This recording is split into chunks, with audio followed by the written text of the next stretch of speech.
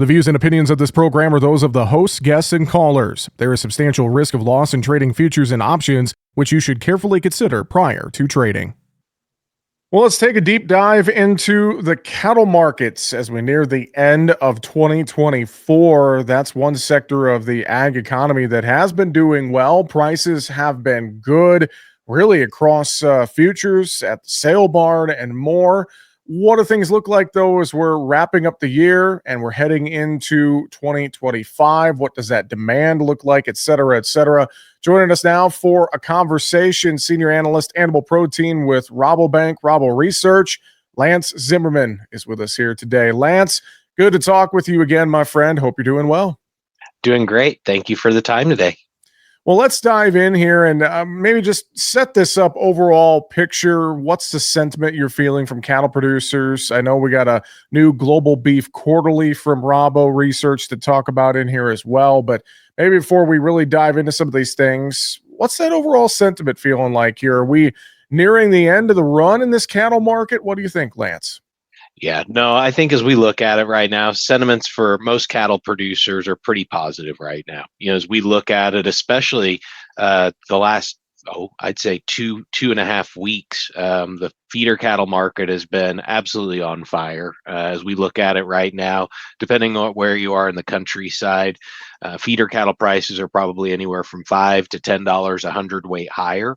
A lot of that's come on the back of the lack of feeder cattle imports right now that are coming out of Mexico, as we've shut down that border temporarily due to some New World screwworm infestation coming in, or I should say at least one case coming in on the southern border of Mexico. That's gave a shot in the arm to the feeder cattle market. But even that, some of the optimism there is spilled over into the fed cattle market. We traded fed cattle last week at essentially 191 basis the Central Plains. And then we started out Monday and Tuesday with some additional trade at steady money.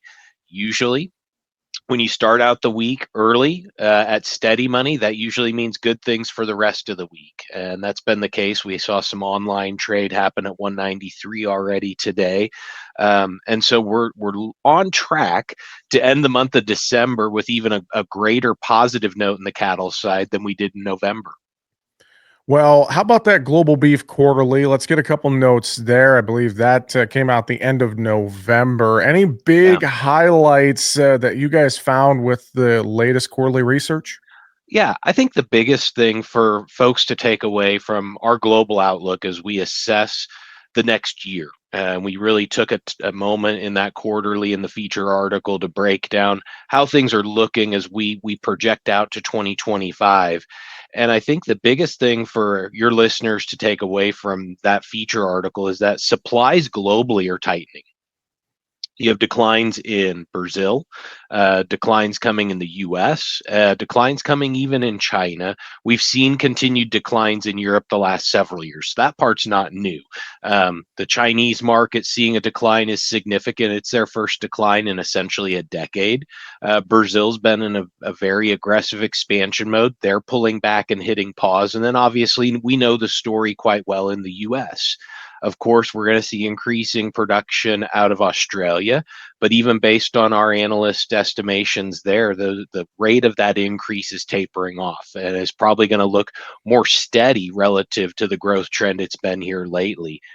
As that happens, that's going to be very price supportive to this global beef complex. I think if you look backwards at 2024, U.S. supplies were down. Everybody was looking for an opportunity to import into that market.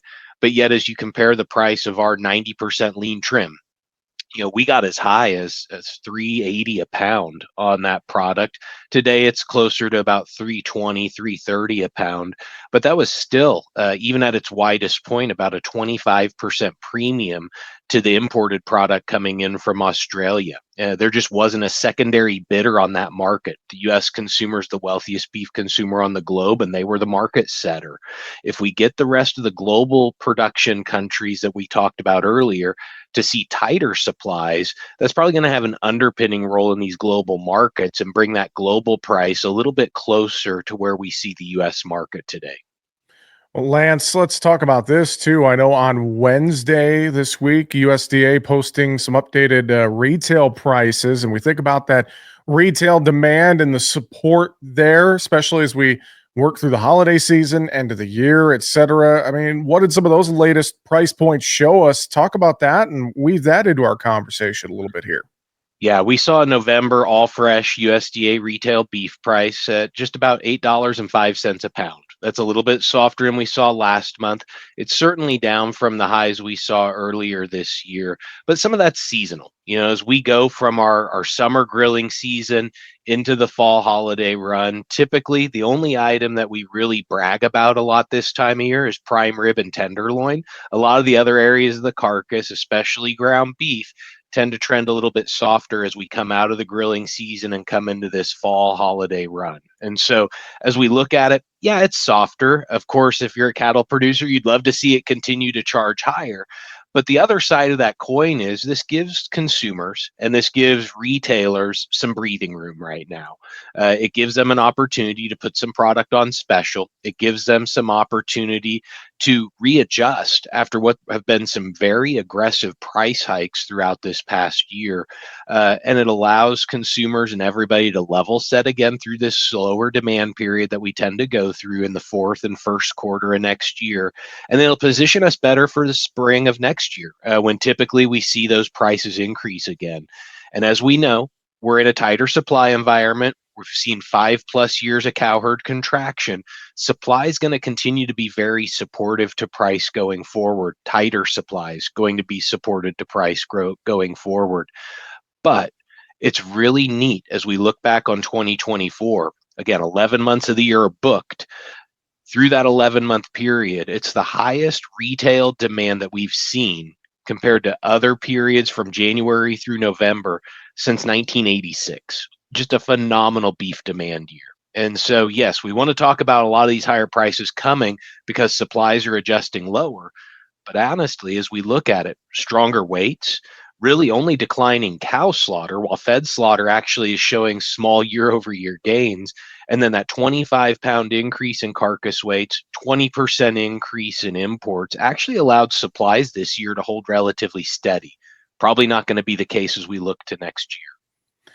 I'm glad you brought that up too. I think that could be a good spot for us to kind of bookend all of this and thinking about what cattle producers need to be watching for right now. I mean, we think about heavier weights, tighter supplies, all the talk about, building back the herd, but it seems like we're maybe trending more to having less supply and heavier weights, et cetera, et cetera. So, what are your thoughts overall there? And just what should cattle producers really be thinking about right now in terms of their risk management, Lance? No, great question. As we look at I'll put this in two buckets. As we look through the rest of this winter, and then as we look to the rest of 2025. So as we look through this winter period, the biggest thing that we need to watch is the demand side of the equation. What's been great, I mentioned the only thing we really brag a lot about in terms of the consumer demand side of things this time of year is ribeye and tenderloin demand. That's been phenomenal. In fact, we've seen the cutout improve about $8 since its lows a month ago. Almost all of that is due to gains in the ribeye. The rib complex right now is at $14 a pound on a wholesale basis. That's second only to the COVID highs that we would have seen when we pushed almost to $14.50 a pound. So phenomenal growth there on middle meat demand. We need to continue to watch demand through the first quarter. If demand just treads water with year ago levels, we're going to be poised to see a beef market that's going to find a lot of support in this 185 to 190 area for a first quarter low. And it sets us up, more importantly, to a good spring rally. And so as we look at that late first quarter period, I expect if demand treads water compared to a year ago, that we can see us challenge that $2 high mark. It may take a few things working in the producer's favor to surpass that. We had a lot of placements into feed yards in the fall that may keep that market from hitting that elusive $2 in the cash, but I think we'll come real close. Then as I think about 2025 as a whole, the market's probably going to trend more sideways to higher. I think the range that we traded in this past year is going to continue into next year with those lows in the mid 180s, upper 180s, a high right there around $2. But I think as we get to the second half of the year, we're going to spend more time in the upper half of that range and probably see prices a few dollars a hundredweight beyond where we've traded in the second half of this year. So if we average 187 a hundredweight on the Fed side this past year, we'll probably be talking about a market that can average 190, 192, probably as we look to 2025. So if that's the case, keep these cattle hedged. We got a lot of money tied up in these cattle, a lot of working capital, but look at those options, whether it's LRP, livestock gross margin protection, or options contracts as an opportunity to kind of set a floor, protect your bottom side, but give you some more top side in this market, especially through the next 6 months. Find more at Rabobank.com. Lance Zimmerman, Senior Analyst, Animal Protein for Rabobank, Rabo Research. Good to hear from you again. Thanks for joining us. Appreciate it. Thank you. Make sure to subscribe to the Market Talk YouTube channel. There, you can watch our latest interviews with the top market analysts in the country, find bonus content, and much more. Just go to youtube.com/markettalkag and hit the subscribe button, or you can search for Market Talk Ag on YouTube.